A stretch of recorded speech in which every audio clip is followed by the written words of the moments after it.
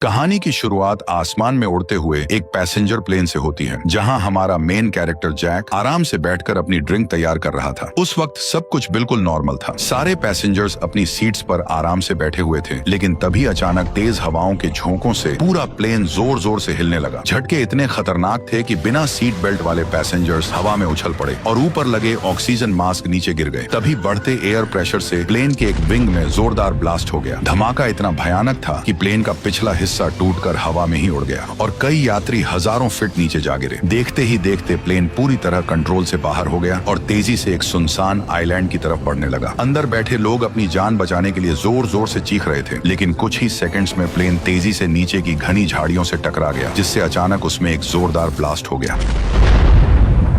जब जैक की आंखें खुली तब उसने खुद को एक घने जंगल में पाया। घबराकर वह तुरंत बाहर की तरफ भागा। तभी उसे एहसास हुआ कि वह एक सुनसान टापू पर फंसा हुआ है। इसी दौरान उसे दूर से इंसानों की दर्दनाक चीखें सुनाई दी। जैक बिना देर किए आवाज की तरफ दौड़ पड़ा। वहाँ का मंजर पूरी तरह तबाही में बदल चुका था। हर तरफ घायल लोग पड़े थे और चीख पुकार मची हुई थी। जैक उस विमान में मौजूद इकलौता डॉक्टर था, इसलिए वह तुरंत लोगों की जान बचाने में जुट गया। लेकिन तभी एक डरावनी आवाज ने उसका ध्यान अपनी तरफ खींच लिया। उसने देखा कि विमान का टूटा हुआ पंखा कभी भी नीचे फंसी एक प्रेग्नेंट लड़की के ऊपर गिर सकता है। जैसे ही जैक ने खतरा देखा, वह तुरंत उसकी तरफ दौड़ पड़ा और पंखे के गिरने से पहले उसे बचा लिया। लेकिन अगले ही पल पंखा जमीन से जा टकराया और एक भयानक विस्फोट हो गया।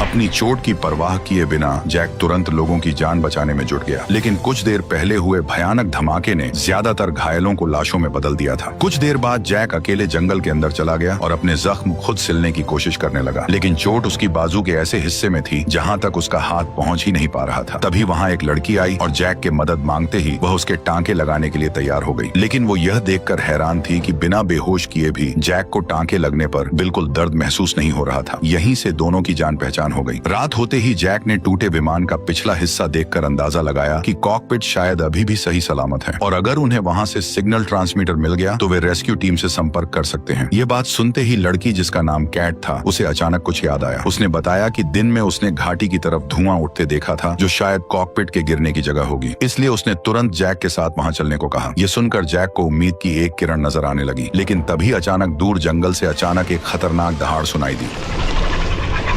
वहां मौजूद सभी लोग तुरंत आवाज की तरफ देखने लगे। तभी दूर खड़े पेड़ एक एक करके टूटने लगे, जिससे साफ पता चल गया कि जंगल के अंदर कोई विशाल राक्षस तेजी से उनकी तरफ बढ़ रहा है। हालांकि गनीमत रही कि राक्षस सामने नहीं आया और माहौल फिर से शांत हो गया। सुबह होते ही सभी लोग इकट्ठा होकर रात वाले जीव के बारे में बात करने लगे। किसी को लगा कि वह कोई डायनासोर था, तो कुछ उसे विशाल राक्षस मान रहे थे। डर अब हर किसी के चेहरे पर साफ दिखाई देने लगा था। जैक भी अंदर से बुरी तरह डरा हुआ था, लेकिन वह अच्छी तरह जानता था कि अगर उन्हें यहाँ से जिंदा निकलना है तो हर हाल में कॉकपिट तक पहुंचना पड़ेगा। इसीलिए वह चार्ली और कैट को साथ लेकर उस खतरनाक जंगल के अंदर निकल पड़ा। लेकिन कुछ ही देर बाद अचानक आसमान से तेज बारिश होने लगी, जिससे कॉकपिट को ढूंढना मुश्किल हो गया। उधर विमान के अंदर छिपे लोगों ने भी महसूस किया कि वो रहस्यमयी जीव एक बार फिर से जाग चुका है, लेकिन जंगल में मौजूद तीनों को इस बारे में कुछ पता नहीं था। काफी देर तक भटकने के बाद आखिरकार उन्हें विमान का अगला हिस्सा दिखाई दिया। अंदर जाकर देखा तो फर्स्ट क्लास में बैठे सभी लोग मारे जा चुके थे। इसके बाद जैक धीरे धीरे कॉकपिट की तरफ बढ़ा और लोहे का टुकड़ा उठाकर दरवाजे का लॉक तोड़ने की कोशिश करने लगा, लेकिन अगले ही पल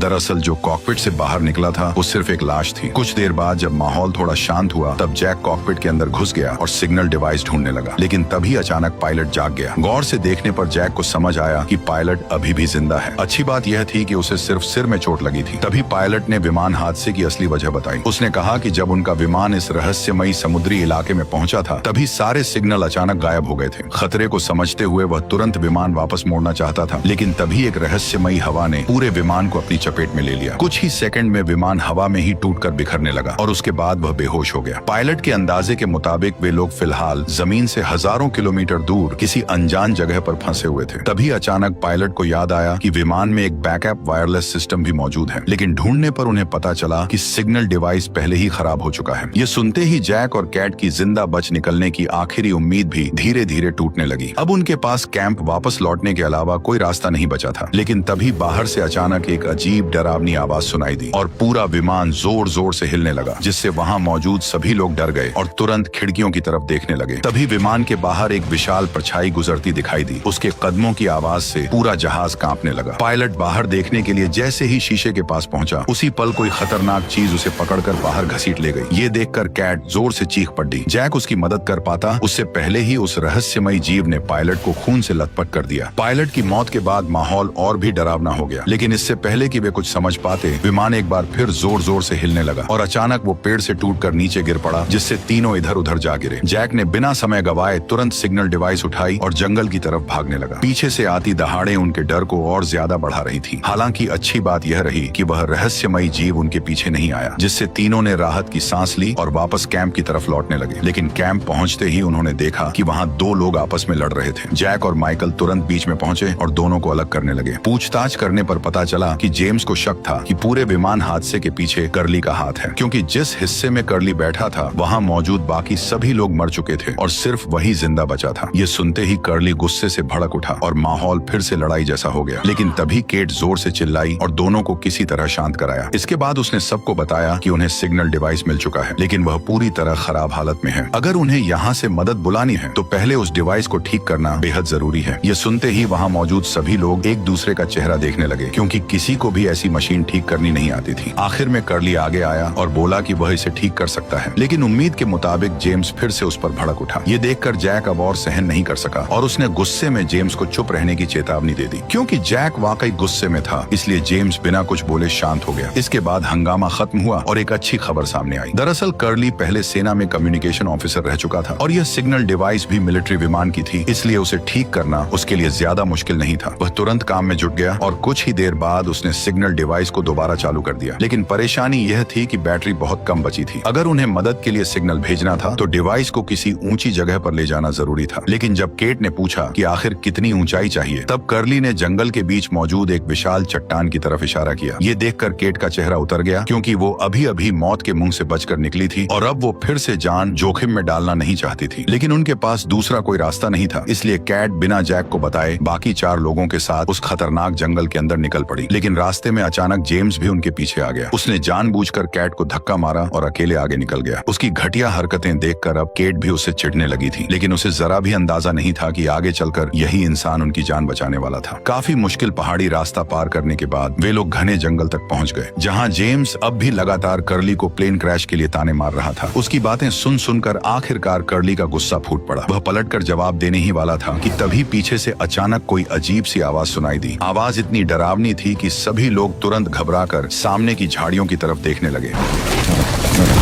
झाड़ियों के अंदर कोई खतरनाक चीज तेजी से उनकी तरफ बढ़ रही थी। ये देखते ही सभी लोग डर से कांप उठे और तुरंत अपनी जान बचाने के लिए भागने लगे। लेकिन सबसे हैरानी की बात यह थी कि जेम्स अपनी जगह पर बिल्कुल शांत खड़ा रहा। उसके चेहरे पर जरा सा भी डर नहीं था। जब बाकी लोग काफी दूर निकल गए, तब उसने अपनी पिस्टल निकाली और सामने की तरफ गोलियां चला दी।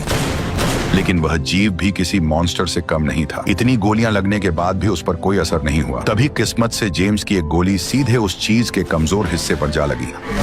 अचानक एक जोरदार चीख सुनते ही सभी लोग घबराकर वापस उस तरफ दौड़े। लेकिन जैसे ही उन्होंने उस जीव को ठीक से देखा, तभी उनके होश उड़ गए, क्योंकि वह कोई मॉन्स्टर नहीं था, बल्कि एक विशाल खूंखार पोलर बियर था। सबसे चौंकाने वाली बात यह थी कि इतने गर्म और घने जंगल वाले टापू पर पोलर बियर आखिर आया कहां से। एक पल के लिए सबको लगा कि शायद प्लेन क्रैश के बाद उनका दिमाग काम करना बंद कर चुका है। लेकिन असली झटका तो अभी बाकी था, क्योंकि सभी सोच रहे थे कि आखिर एक पैसेंजर विमान में जेम्स बंदूक लेकर कैसे घूम रहा था। सबके सवाल उठाने पर उसने तुरंत सफाई दी कि उसे ये बंदूक एक मरे हुए पुलिस वाले की लाश से मिली थी। अपनी बात साबित करने के लिए उसने पुलिस बैज भी निकाल कर दिखाया, जिसके बाद लोगों का शक थोड़ा कम हुआ और वे दोबारा पहाड़ की तरफ बढ़ने लगे। तभी अचानक डिवाइस ने फुल सिग्नल पकड़ लिए। यह देखकर कर्ली ने तुरंत मदद का सिग्नल भेजने की कोशिश की, लेकिन तभी उसे एहसास हुआ कि रेस्क्यू चैनल पहले से ही इस्तेमाल हो रहा था। मतलब इस टापू पर उनके अलावा भी कोई और मौजूद था जो मदद के सिग्नल भेज रहा था। लेकिन यह बात समझ से बाहर थी कि इतनी सुनसान जगह पर भला उनके अलावा कोई दूसरा इंसान कैसे हो सकता है। सभी लोग अभी इसी सोच में डूबे हुए थे कि तभी डिवाइस के अंदर से अचानक किसी महिला की आवाज सुनाई दी। ध्यान से सुनने पर पता चला कि वह एक फ्रेंच महिला थी, जिसे सुनते ही सभी लोगों को लगा कि यह रेस्क्यू टीम है। यह सोचकर सबकी खुशी का ठिकाना नहीं रहा। उन्होंने तुरंत फ्रेंच जानने वाली लड़की से रेस्क्यू टीम से बात करने को कहा, लेकिन कुछ ही सेकंड बाद सभी के चेहरे उतर गए, क्योंकि वो कोई रेस्क्यू टीम नहीं थी, बल्कि मदद की गुहार लगाती एक पुरानी रिकॉर्डिंग थी। तभी अचानक सिग्नल पूरी तरह कट गया। इसके बाद कर्ली ने फ्रीक्वेंसी चेक की और एक बेहद डरावनी बात पता लगाई। उसके मुताबिक यह सिग्नल पिछले 16 सालों से भेजा जा रहा था, लेकिन इतने सालों में कभी किसी ने उसका जवाब नहीं दिया। यानी इस टापू पर फंसे लोगों के बारे में दुनिया को कभी पता ही नहीं चला। ये सच सुनते ही सभी लोग अंदर तक डर गए। उनके दिमाग में एक साथ कई सवाल घूमने लगे। आखिर इस टापू पर वह रहस्यमयी जीव क्या था? वो पोलर बेयर यहाँ कैसे पहुंचा? और उनका विमान अचानक हवा में टूटकर क्यों बिखर गया? इन सभी अजीब घटनाओं ने सबको अंदर तक डरा दिया। उन्हें अब लगने लगा था कि इस टापू पर जरूर कोई बड़ा रहस्य छिपा हुआ है। घटना के बाद सभी लोग वापस कैंप लौट आए। लोगों के बीच घबराहट न फैले, इसलिए उन्होंने सिग्नल खो जाने का बहाना बनाया। लेकिन उसी रात माइकल का कुत्ता अचानक जोर जोर से भौंकने लगा। उसकी आवाज सुनते ही बाकी लोग भी घबराकर वहां इकट्ठा हो गए। जैक ने तुरंत टॉर्च उठाई और सावधानी से अंदर की तरफ देखने लगा, लेकिन अंधेरे और अजीब आवाजों के अलावा उसे वहां कुछ साफ दिखाई नहीं दिया। लेकिन जेम्स से अब और इंतजार नहीं हुआ। उसने बिना सोचे सीधे सर्च लाइट चालू कर दी और अगले ही पल अंदर का नजारा देखकर सभी चौंक गए, क्योंकि वहां कई बड़े जंगली सुअर छिपे हुए थे। उन्हें देखते ही सभी लोग डर के मारे इधर उधर भागने लगे, लेकिन हमला करने के बजाय सारे सुअर तेजी से जंगल के अंदर भाग निकले। उनके जाते ही सभी लोगों ने राहत की सांस ली, लेकिन अगली सुबह उन्हें पता चला कि विमान में बचा सारा खाना खत्म हो चुका है। जेम्स इस बात से भड़क उठा कि मोटा जरूरत से ज्यादा खाना खा रहा था। देखते ही देखते दोनों के बीच जोरदार लड़ाई शुरू हो गई। हालात बिगड़ते देखकर जैक तुरंत बीच में आया और किसी तरह दोनों को शांत कराया, लेकिन अब वह भी समझ चुका था कि सिर्फ लड़ाई रोकने से कुछ नहीं होने वाला। अगर जल्द खाने का इंतजाम नहीं हुआ तो भूखे लोग जल्द ही एक दूसरे पर हमला बोल देंगे। तभी अचानक जेम्स के पास एक चाकू उड़ता हुआ आया। ये देखकर सभी लोग तुरंत पीछे मुड़कर देखने लगे। तभी गंजे आदमी ने कहा कि वे लोग जंगली सुअर का शिकार करके खा सकते हैं, लेकिन जेम्स को यह आइडिया बिल्कुल पसंद नहीं आया। उसे लगा कि सिर्फ एक छोटे से चाकू से इतने बड़े जंगली सुअर का शिकार करना नामुमकिन है। लेकिन गंजे आदमी ने बहस करने की बजाय चुपचाप अपना सूटकेस खोला और अंदर से कई सारे चाकू निकाल लिए। इतने चाकू देखकर जेम्स भी हैरान रह गया। बिना एक पल गवाए तीनों लोग जंगल के अंदर सुअरों के निशान खोजने निकल पड़े। काफी देर तक घने जंगल में भटकने के बाद अचानक गंजे आदमी को कुछ अजीब महसूस हुआ। उसने तुरंत हाथ उठाकर बाकी दोनों को रुकने का इशारा किया। फिर एक बड़े पेड़ के पास जाकर उसे जंगली सुअर के निशान दिखाई दिए, जिससे उसे समझ आ गया कि शिकार ज्यादा दूर नहीं है। थोड़ी ही देर बाद वे लोग धीरे धीरे उस जगह तक पहुंच गए। इसके बाद गंजे आदमी ने इशारों में प्लान समझाया। उसने कैट को अपने साथ सामने से हमला करने को कहा, जबकि माइकल को साइड से घेरने का इशारा दिया। लेकिन माइकल उंगली देखते ही गुस्से से चिल्ला पड़ा। आवाज सुनते ही जंगली सुअर सतर्क होकर तेजी से उनकी तरफ दौड़ा। गंजा आदमी तो तुरंत साइड में कूद गया, लेकिन बेचारा माइकल चपेट में आ गया। हालांकि अच्छी बात यह रही कि जंगली सुअर ने उस पर दोबारा हमला नहीं किया और माइकल को सिर्फ हल्की सी चोट आई। उधर गंजा आदमी भी बुरी तरह डर चुका था। कुछ देर आराम के बाद कैट ने उन्हें कैंप लौटने को कहा, लेकिन गंजा इस मौके को हाथ से जाने नहीं देना चाहता था। उसने दोनों से वापस लौटने को कहा, जबकि वह अकेले जंगली सुअर का पीछा करने निकल पड़ा। आखिरकार कैट मजबूरी में माइकल को लेकर वापस लौटने लगी, लेकिन चलते चलते वह अचानक रुक गई और बिना कुछ बोले सीधे अपनी पैंट खोलने लगी। जंगल के बीच एक लड़की को ऐसा करते देखकर माइकल पूरी तरह कंफ्यूज हो गया। उसे समझ ही नहीं आया कि कैट करने क्या वाली है, लेकिन अगले ही पल कैट तेजी से पेड़ पर चढ़ गई। दरअसल वह ऊपर जाकर सिग्नल चेक करना चाहती थी। बेचारा माइकल नीचे बैठकर चुपचाप उसे देखता रहा। जब कैट डिवाइस को ऊपर बांध रही थी, तभी अचानक जंगल से एक खतरनाक दहाड़ सुनाई दी। आवाज इतनी डरावनी थी कि वह बुरी तरह घबरा गई और उसके हाथ से सामान नीचे गिर गया। तभी पेड़ के ऊपर से उसकी नजर उसी खतरनाक राक्षस पर पड़ी जो इसी इलाके में घूम रहा था। उधर इस बात से बेखबर गंजा आदमी अभी भी जंगल में शिकार ढूंढने में लगा हुआ था। तभी सामने झाड़ियों के अंदर से जंगली सुअर की आवाज सुनाई दी। गंजा आदमी तुरंत उस आवाज की तरफ दौड़ पड़ा, लेकिन अगले ही पल सुअर की आवाज अचानक एक दर्दनाक चीख में बदल गई। इसके तुरंत बाद आसपास के पेड़ जोर जोर से हिलने लगे और जंगल में किसी खतरनाक जीव की डरावनी दहाड़ गूंजने लगी। ये सब देखकर गंजे आदमी के होश उड़ गए। वह इतना डर चुका था कि भागना तक भूल गया। तभी अचानक वही विशाल राक्षस ठीक उसके सामने आ गया।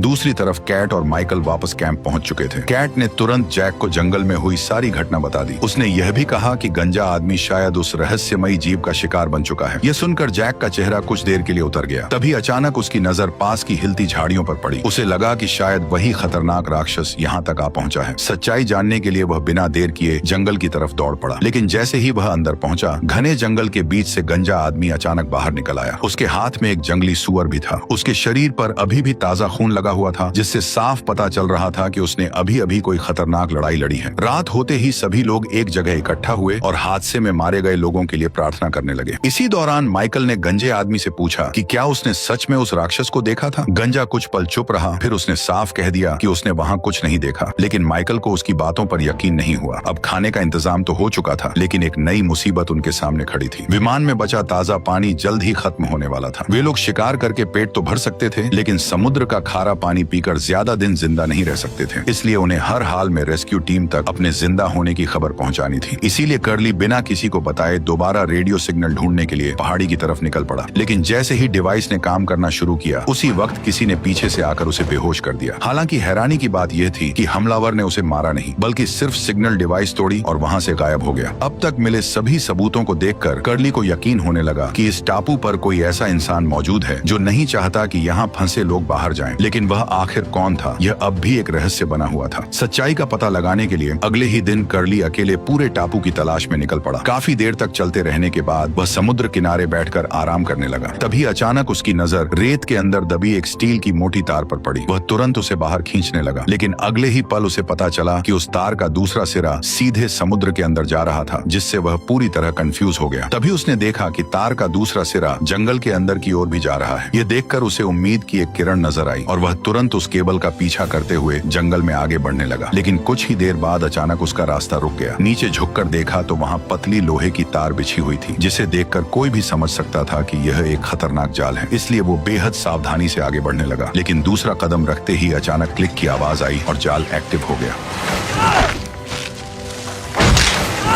अचानक एक नुकीली शाखा उसकी जांग को चीरते हुए आर पार निकल गई। भयानक दर्द से कर्ली हवा में झटपटाते हुए जोर जोर से चीखने लगा। कुछ पल तक वह दर्द से तड़पता रहा, लेकिन फिर उसने किसी तरह खुद को संभाला और पूरी ताकत लगाकर उस नुकीली शाखा को अपनी टांग से बाहर खींचकर निकाल दिया। लेकिन तेज दर्द और खून बहने की वजह से वह तुरंत बेहोश हो गया। देखते ही देखते रात हो गई। कुछ समय बाद कर्ली की आंखें धीरे धीरे खुली, लेकिन इससे पहले कि वह मदद के लिए आवाज लगाता, अचानक एक रहस्यमयी आदमी वहाँ पहुँच गया और उसने रस्सी काट दी। अगले ही पल कर्ली सिर के बल जमीन पर आ गिरा, जिससे उसका सर बुरी तरह चकरा गया। उसे बस इतना दिखाई दिया कि कोई आदमी उसकी तरफ बढ़ रहा है। इसके तुरंत बाद वह दोबारा बेहोश हो गया। अगली सुबह जब वो होश में आया, तभी अचानक आसमान काला पड़ गया और उसे समझ आ गया कि कैंप में जरूर कुछ बहुत बुरा होने वाला है। इसलिए वह अपनी घायल टांग की परवाह किए बिना तेजी से कैंप की तरफ भागने लगा। लेकिन उसके पहुंचने से पहले ही वहाँ खौफनाक घटना शुरू हो चुकी थी। अचानक कैंप में मौजूद एक प्रेग्नेंट लड़की नींद से जाग गई, लेकिन जब उसने अपने पेट की तरफ देखा तो उसके होश उड़ गए, क्योंकि उसका बच्चा गायब था। तभी उसे कहीं से बच्चे के रोने की आवाज सुनाई दी। आवाज का पीछा करते हुए वह गंजे आदमी तक पहुंची, जिसकी एक आंख काली थी और वह अजीब भविष्यवाणियां कर रहा था। उसका डरावना चेहरा देखकर भी लड़की नहीं रुकी और सीधे आगे बढ़ती रही। कुछ ही देर बाद वह एक बेबी कार्ट के पास पहुंच गई, जहां सफेद कपड़े के अंदर से लगातार बच्चे के रोने की आवाज आ रही थी। सच जानने के लिए उसने हिम्मत करके कपड़ा हटाया, लेकिन अंदर बच्चे की जगह सिर्फ मांस के टुकड़े पड़े थे। ये खौफनाक नजारा देखते ही वो जोर से चीख पड़ी।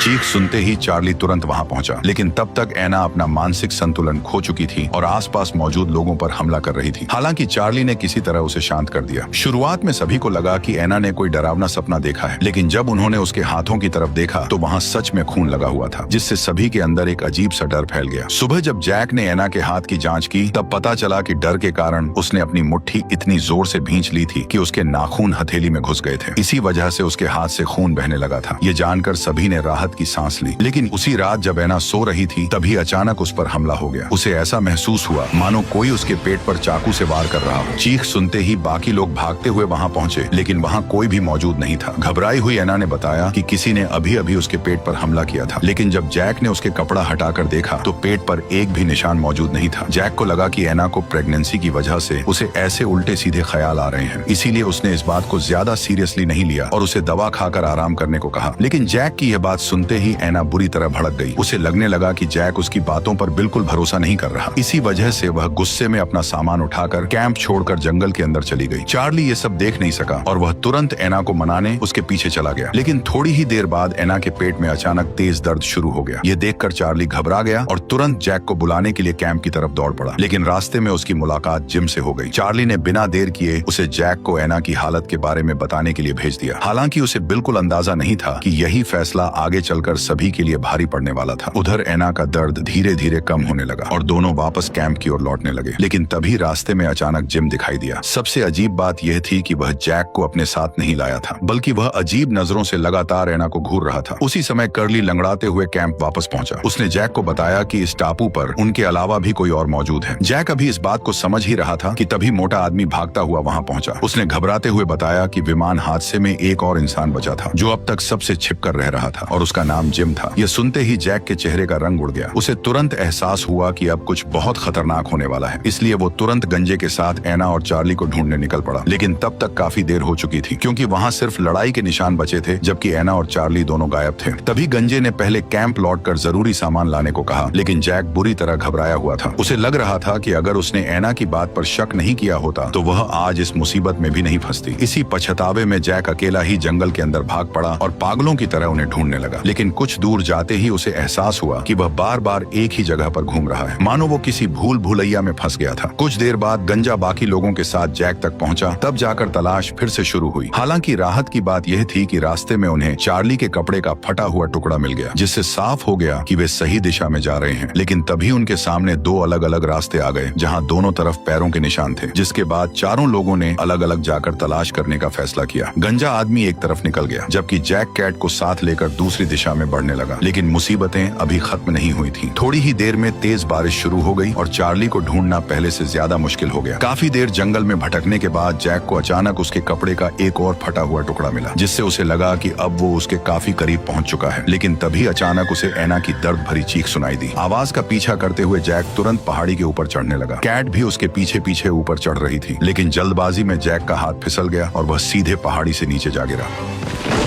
काफी मुश्किल से जब वह पलटकर उठने लगा, तभी उसने देखा कि जिम ठीक उसके सामने खड़ा था। उसने बिना कुछ बोले जैक को जोरदार लात मारी और उसे चेतावनी दी कि अगर उसने पीछा नहीं छोड़ा तो वह चार्ली को मार डालेगा। लेकिन जैक ने उसकी बात सुनने के बजाय उसे पैर पकड़कर दूर फेंक दिया। इसके तुरंत बाद वह गुस्से में उसकी तरफ हमला करने दौड़ा, लेकिन जिम ने आराम से उसका मुक्का बचा लिया और पलटकर कई ताबड़तोड़ घूंसे मार दिए। कुछ ही पलों में जैक जमीन पर जा गिरा। हालांकि उसने हार नहीं मानी और दोबारा हमला करने की कोशिश करने लगा, लेकिन उसका वार फिर खाली चला गया। तभी जिम ने एक और जबरदस्त हमला किया और आखिर में जोरदार लात मारकर उसे बेहोश कर दिया। कुछ मिनट बाद कैट को बेहोश जैक मिल गया, लेकिन होश में आते ही जैक फिर से आगे बढ़ने की जिद करने लगा। कैली ने उसे समझाया कि बारिश की वजह से सारे निशान मिट चुके हैं और अब उन्हें ढूंढ पाना लगभग नामुमकिन है। लेकिन जैक ने उसकी एक नहीं सुनी और अकेले ही आगे बढ़ने लगा। मजबूर होकर कैट को भी उसके पीछे जाना पड़ा। काफी देर तक जंगल में भटकने के बाद दोनों की नजर एक विशाल पेड़ पर पड़ी, जहाँ चार्ली हवा में लटका हुआ था। ये देखकर जैक तेजी से उसकी तरफ भागा और बिना एक पल गवाए उसे तुरंत नीचे उतार लिया। लेकिन अब बहुत देर हो चुकी थी। चार्ली की सांसें पहले ही रुक चुकी थीं। जैक ने उसे बचाने की पूरी कोशिश की, लेकिन अब उसका बचना लगभग नामुमकिन था। कैट ये सब देखकर फूट फूट कर रोने लगी, लेकिन जैक फिर भी हार मानने को तैयार नहीं था। वो लगातार चार्ली के शरीर पर मुक्के मारता रहा। वो किसी भी हालत में अपने सबसे अच्छे साथी को खोना नहीं चाहता था। जैक को इतना परेशान देखकर केली और भी जोर जोर से रोने लगी। कई कोशिशों के बाद जब कुछ नहीं हुआ, तब जैक ने आखिरी मुक्का मारा और अचानक चार्ली की सांसें लौट आईं।